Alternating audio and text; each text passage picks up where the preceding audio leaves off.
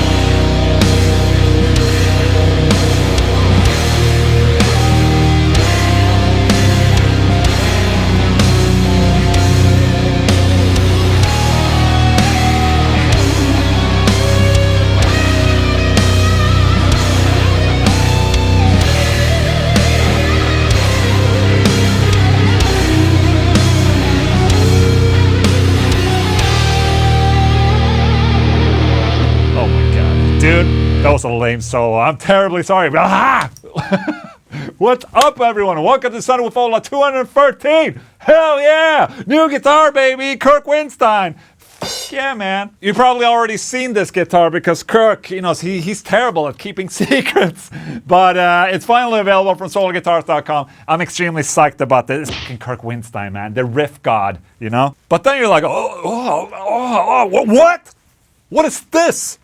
Well, this, my friends, is the new Chug Tuner Plus that releases today. Hell yeah, we finally got a new Chug pedal happening.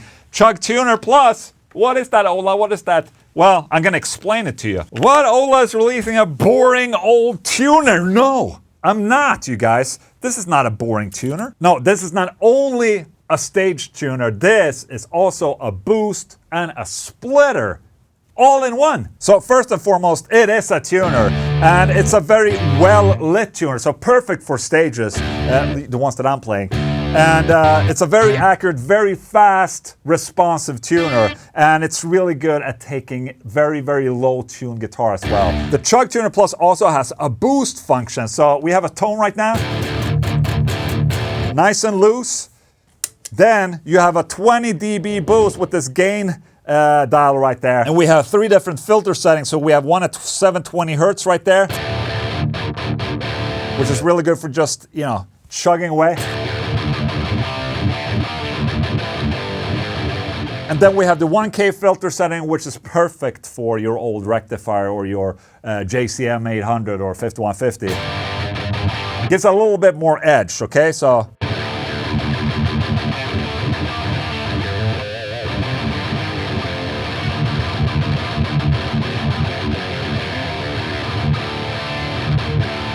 and the third feature of this pedal is the splitter function. So did you ever want to like play through 2 amplifiers at the same time, for instance? There's not really that many pedals that do the splitter thing right. Well, here it's done right. You can split the signal going into one amplifier. You can have the other signal going into an audio interface and record your DEI or something like that. There's an option to put the boost effect on and off on the output too. So depending on your application, if I want to boost my amplifier with output 1, you can have a clean DI going from output 2, for instance. The Chug Tuner Plus is available from SoloGuitars.com right now. Also, for a limited time being, you get a power adapter with the Chug Tuner Plus. So there you go. Hell yeah, dude, news before the news. How about that? I hope you guys are doing good. I'm not gonna do a raffle on the Chug Tuner Plus today, but I am doing a raffle for one of these Feared Song of the Dead vinyl singles. I will sign it for you. The raffle happens right now, okay? Winner will be announced at the end of the Sunday with Ola. Ha! Service announcement done, I think. Okay, let's head into the news. The last member that was not the singer of As I Lay Dying has now left the band. Phil Sgrosso quits As I Lay Dying. I feel it's my best interest to completely distance myself, both creatively and personally. Tim is now the only member of As I Lay Dying. Okay, Phil is saying, with recent events, including the departure of band members and the cancellation of our European tour ahead of the album release, it's clear we're in a difficult and serious situation. Simply put, recent actions have shown that As I Lay Dying no longer offers a healthy or safe environment for anyone involved. What? Okay.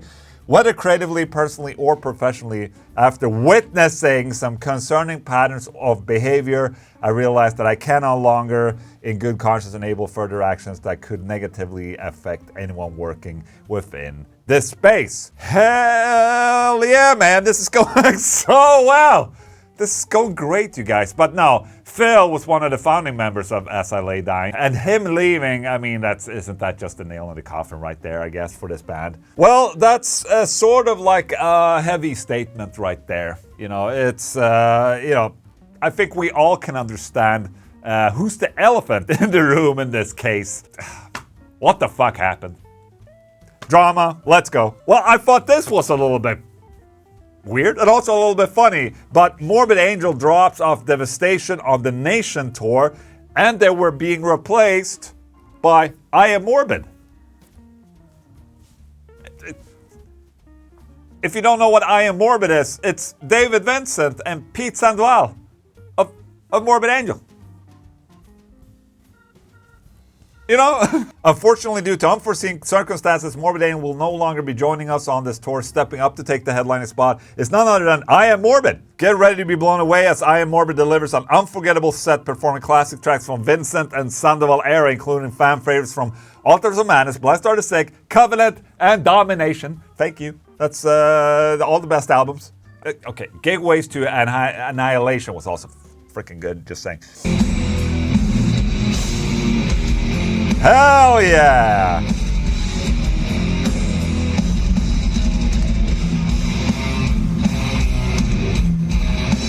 Here we go. How's the singing nowadays?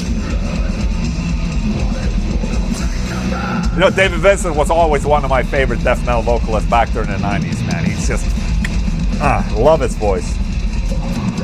That sounds good. I just thought it was funny.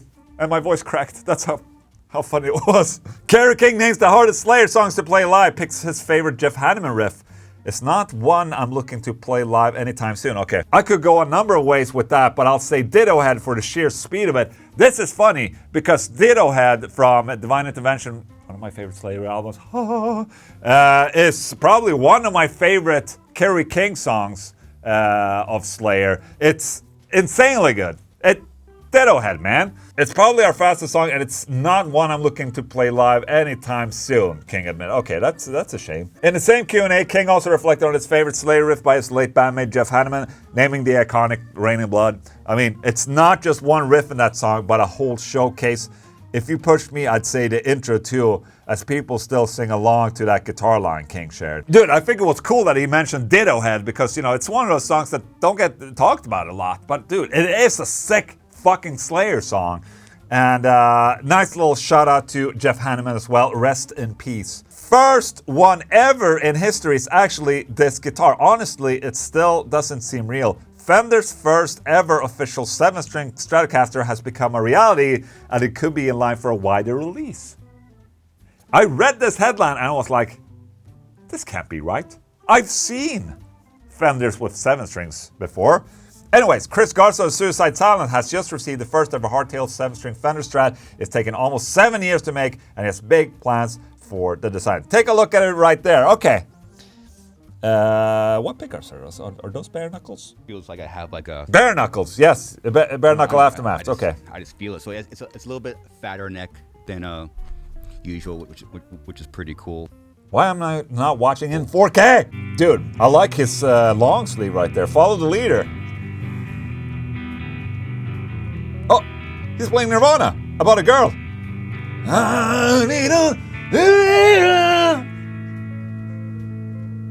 Everyone plays that riff. If you pick up a guitar and play it clean, you're gonna play that riff. But it's... That's not true. But let me hear about the guitar.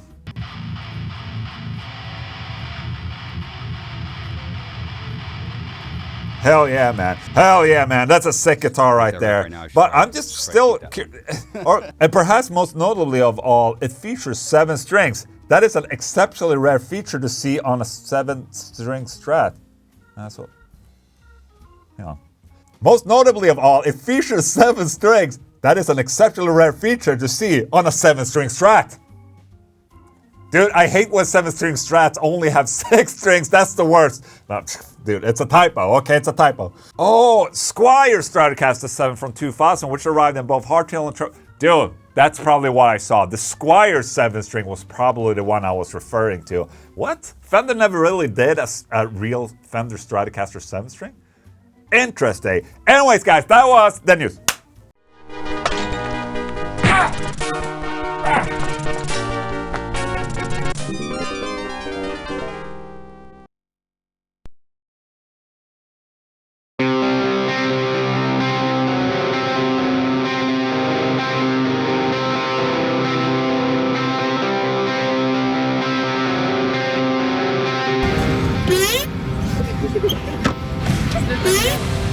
Huh? Where are we going? I don't know.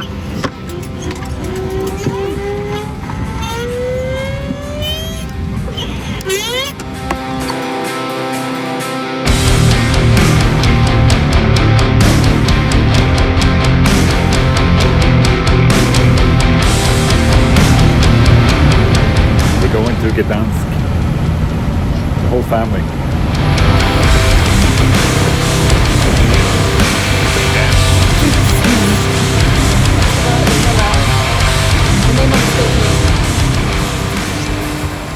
Right now we're in Gdansk. Yeah, so it's autumn break for the kids. We're taking the family to Poland and Gdansk. And yeah, we just took the train. My son is a train enthusiast, so I mean, you have to take the train everywhere.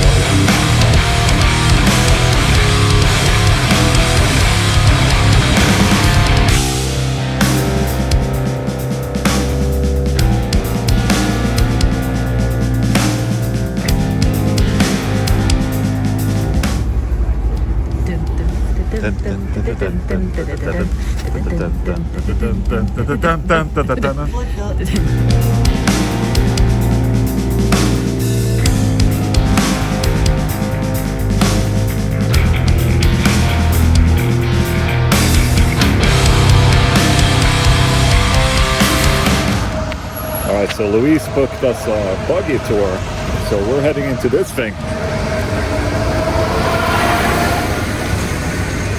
Look at that.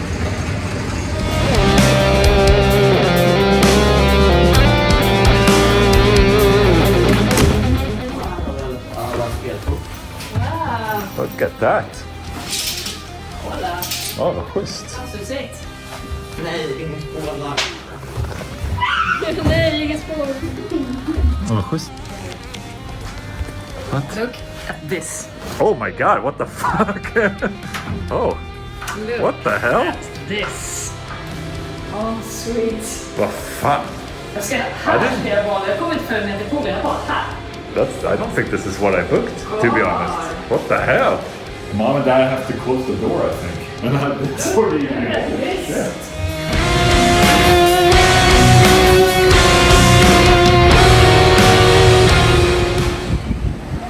Look at that. That has to be something really old right there.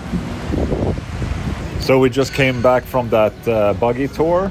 Very interesting to see the town and see like the, you know, mixture of really old, cool buildings, communist era buildings, and then modern buildings. Very cool. And this room was a little excessive actually, but I don't remember booking this.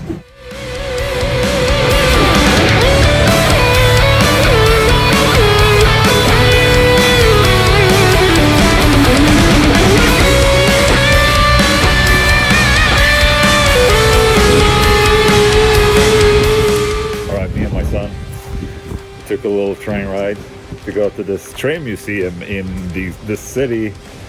Koleni, I can't say it. Polish words and cities are really tough to pronounce. And I lost my son. He's gone. Where? Oh, he's way over there. Okay. Look at this. Right, there he is. Look at that asshole.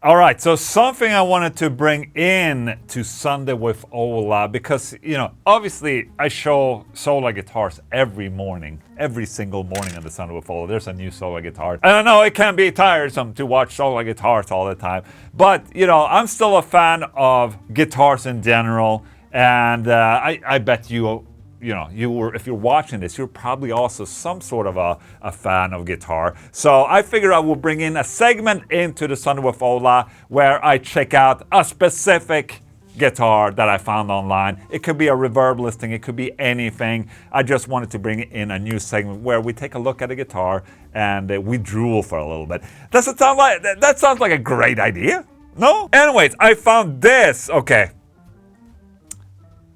John Petrucci. Oh my God, what a man!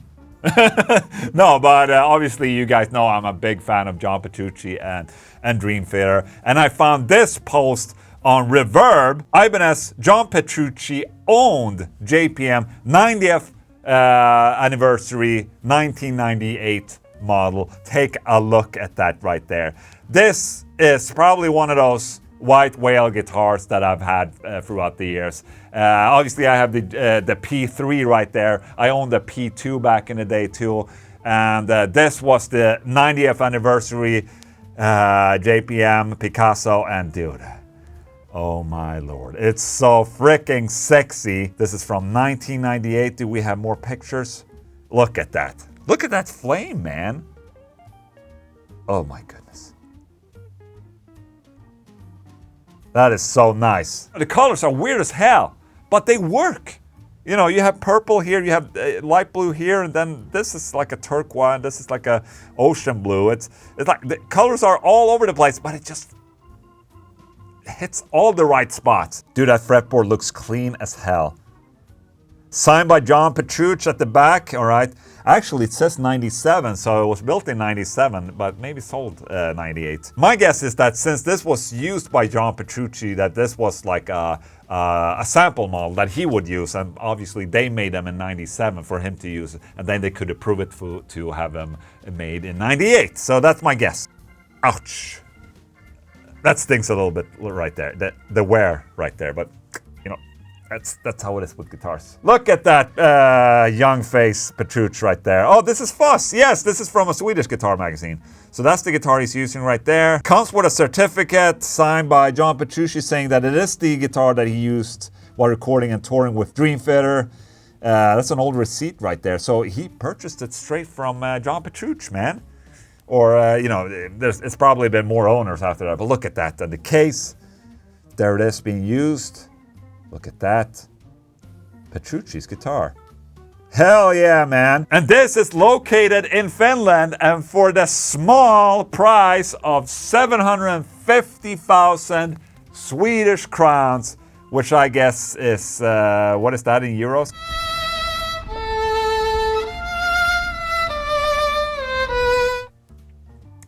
That's a lot of money for a guitar. But he claims that, you know, because of the history of John Petrucci using these on a fair bit of like Liquid Tension and Dream Theater albums, that this is what it's worth. I don't know. I don't know. I can't say. I can't say. I mean, this was just before John left Ibanez to join Ernie Ball. So in that sense, I mean, it was one of the few last guitars that he had and owned. 62,000 euros though?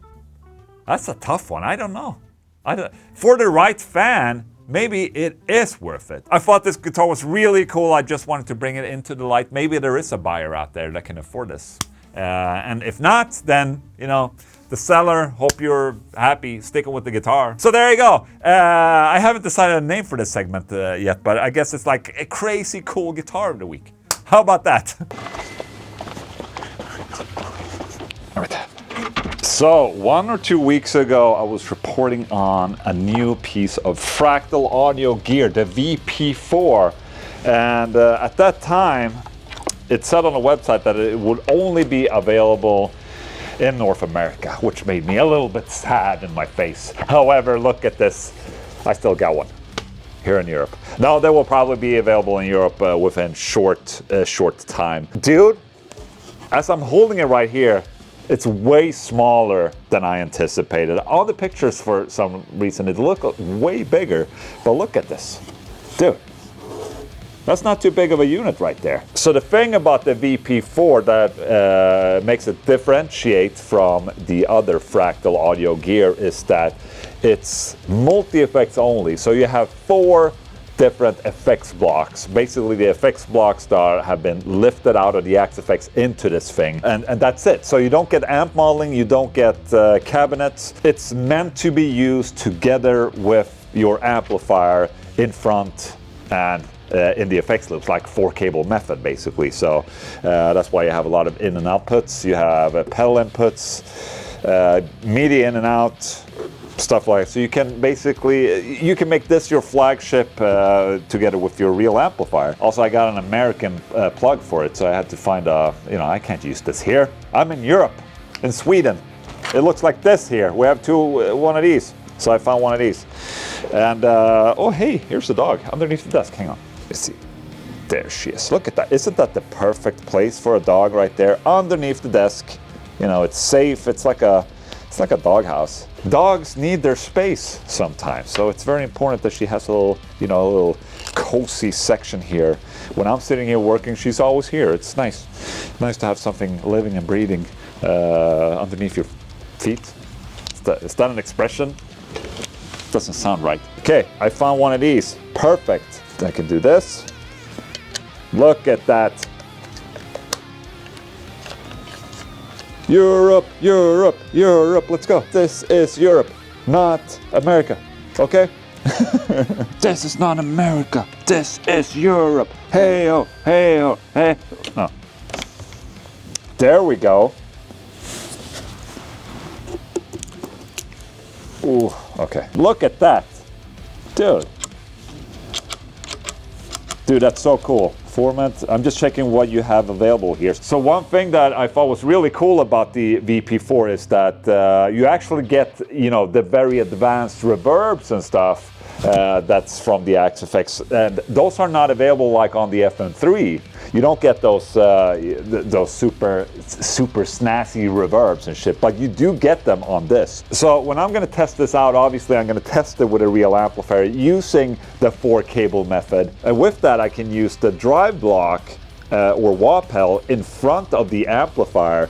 And I think depending on the presets, I can decide to use all 4 in front of the amplifier or all 4 in the effects loop, or, you know, 2 in front of the amplifier and 2 in the effects loop. You want modulation and you know, delays and reverbs and stuff like that in the effects loop, while you want to have wahs and drives and distortion pedals in front of the amplifier most of the time, depending on your situation. But that's pretty standard, I would say. That's how most touring guitar players would use a unit like this. And just like a first impression, man, it feels really good. I mean, it's all metal, and yeah, I like this brushed look right there. It also made me realize something, that they're releasing this. Since they're breaking out the effects from the Axe-Fx 3, which is a very expensive unit, into this, that is, I think it's like 600 bucks to get something like that, this multi-effect unit. Maybe and possibly they're gonna break out the amplifier in the cabinet section of the Axe-Fx as well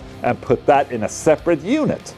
I thought that would be a good idea because it makes the Fractal universe way more modular in that sense. Not everyone needs all the super effects and all the extra stuff. For some people don't need the amplifier block or the cabinet block. They have a real amplifier, they will get this. But some people, they just want to have the amplifier and cabinet in a unit so they can use all their other multi-effects. I have a hunch that that's what's going to happen. You know, Fractal are going to break out the amplifier and cabinet block in the future. They're probably working on it right now. This is just me guessing and speculating, by the way. I have no idea what I'm talking about. But very cool. Very much looking forward to trying this with an amplifier. You have to wait a little bit for this though, because, you know, I have a lot of shit on my sleeve right now. But there you go, the VP4. Cool as hell, man. All right, question of the day, where you guys ask me a question and I try my hardest to answer them. And this week's question is from Svanimir Baljak 3718. That's such an easy name to say. Thank you. He's asking, so you use backing tracks for live gig with band. Can you explain a little more about how you use them live and what equipment you use for them? So I think this was a question in regards of my last Sunday with SWOLA that I had, where I showed a little bit about the touring equipment and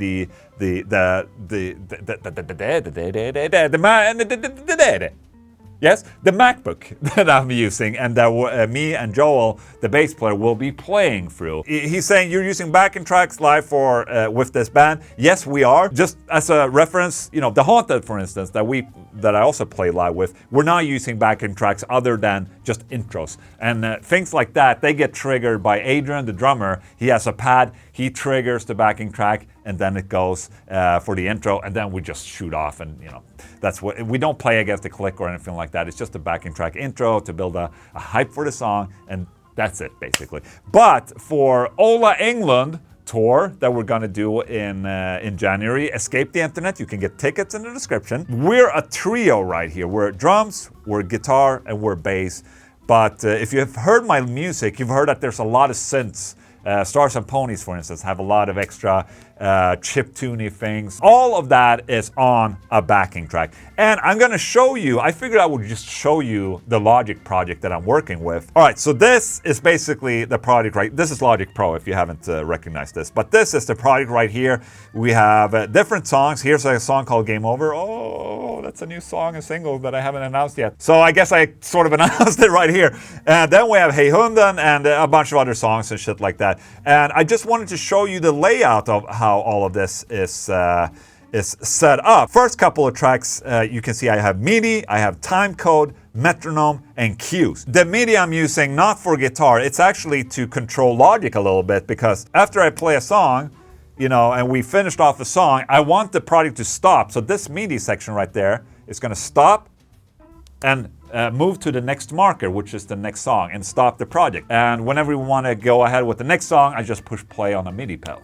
So very, very simple, very nifty. The second track is time code, and time code is something we use to synchronize lights with music. So this time code is on an audio signal that gets shipped to a light rig. And that will synchronize lights and screens and shit like that. And it's very advanced. I don't think you realize how much work is being put into this tour. So it's gonna be insanely cool. Then the next track is a metronome, which is basically just a click track that we all play to. You know, we all have that in our in-ears. But for some sections, maybe where I do a solo, I wanna, you know, feel it up a little bit more. I can mute the metronome for my in-ears while the others can listen to it. And that's what's so cool about Logic. I can, you know, really control all of that in here and make it absolutely perfect. And then the next channel is Cue, which is basically me cueing the song, saying what song it is, so I have a chance to be like, oh shit, it's not the right song, stop, go, and yeah. You basically get it. And then we start to have the input of the guitar, input of the bass, input for drums. Input for drums is basically just the drums that we have back from the real drum kit for our in-ear. So it's basically having an input of the live kit going in, so we can have the live kit in our in-ears. But this input guitar is the main input for my guitar, and this is the bass right there. So these two tracks are the live tracks that we're actually playing while the project is moving on, okay? And then down here we have extra DI guitars, and this is basically to cover up a second guitar if needed, or if there's some part that needs a second guitar. Down here, extra guitar, even more extra guitar. Then we have intros and outros, synth, drone, choir sometimes. At the bottom here I have something called Mute This, which is drums and bass, which is something I mute for the live show. But if I want to practice at home, I just unmute this, and I can, you know, practice with the drums from the album, for instance. But obviously for live, all of that is muted, and this is what it looks like right there. I made colors and shit just to make it look a little bit easier and on the eyes. And all of these things are routed to different outputs on my PreSonus audio interface, and it goes into the front of house. So there's still a front of house engineer that mixes all of this and sets the levels and all that. It's close to bulletproof, I would say. And the more we rehearse with it, the more dimed it gets. It's insane. I'm technology, man. I just love it. Gotta love it. Anyways, I hope I answered your questions. What was the question? It was about backing tracks, but then I showed the whole whatever. All right, that was it for Sunday with SWOLA213 right there. Thank you so much for sticking through this whole freaking show. Also on Tuesday, stay tuned for Tuesday, man. I'm releasing a new goddamn single. Hell yeah, it's gonna be amazing. Also, this t-shirt, the Black Metal Chug Life, it's available from englundshop.com right now. Also, Escape the Internet, the tour we're going on next year. Tickets available in the description of this video. Who won the raffle? It gets announced right now. Did you win? It's a Feared Song, the Dead single, baby. Congratulations to the winner right there. Also, you guys, take care of each other, hug your loved ones, and have the most excellent freaking Sunday. Mwah! Thank you so much. Goodbye.